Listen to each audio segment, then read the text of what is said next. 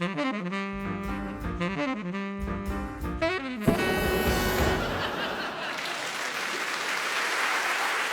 yes, now, Formula One season is over, and as we all know, I'm sure Lewis Hamilton is world champion, and well done him. I think we all agree on that. I'm sure the baby Jesus is very pleased. I don't doubt it. Two of them are like that. Oh, yeah, close. For me, though, the highlight of the entire season was on the podium in Mexico, where Kimi Raikkonen set what I think is a new world record for the longest chug of champagne. Did it? Honestly, everyone else is sort of spraying it around. And I don't know if anybody else noticed, back of shot. I know the Finns like a drink, but he must have titanium throat. Imagine the burp he did afterwards. A whole bottle. It's staggering. I think the problem is, for most people, the champagne on the podium is a ritual. But for Kimi Raikkonen, it's just another drink, and he hasn't had one for at least 2 hours. I've been doing this for hours. I often wonder, you know, in Abu Dhabi, on the podium, they're given rose water, not champagne. So if Kimi's coming third, he's thinking, I've got to go on the podium for 20 minutes and drink rose water. Oh, no, I'm fourth. I can go straight to my motorhome and have a beer. Tuck in. I mean, he is a Finn. That's what they do. Yeah.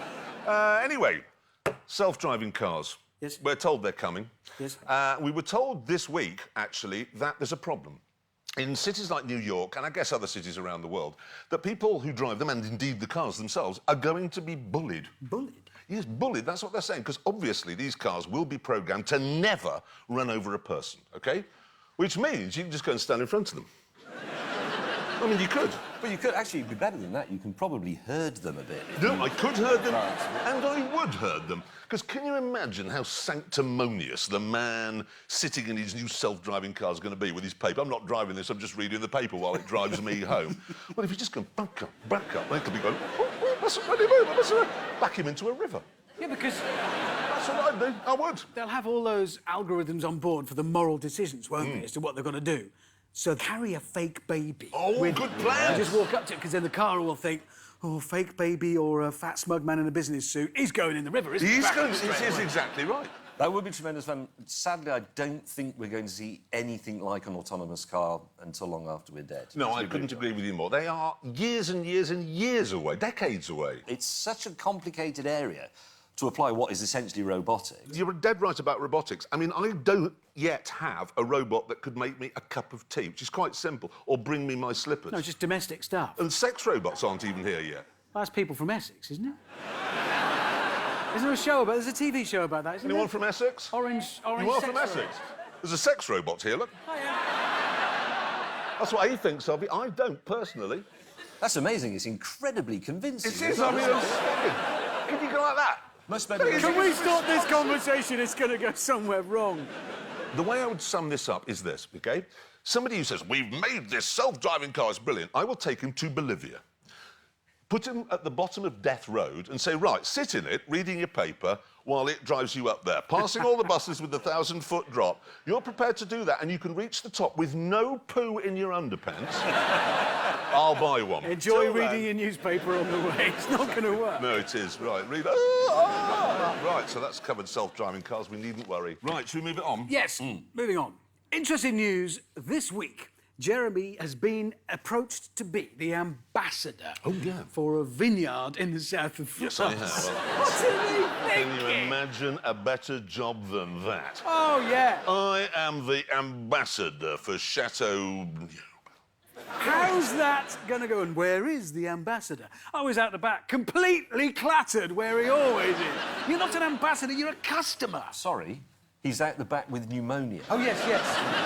Still droning on about Ambassadorial that. pneumonia. I don't know how it's going to work, though, because the problem is the three of us have never had a commercial tie-in, have we? I mean, you may be surprised to hear this.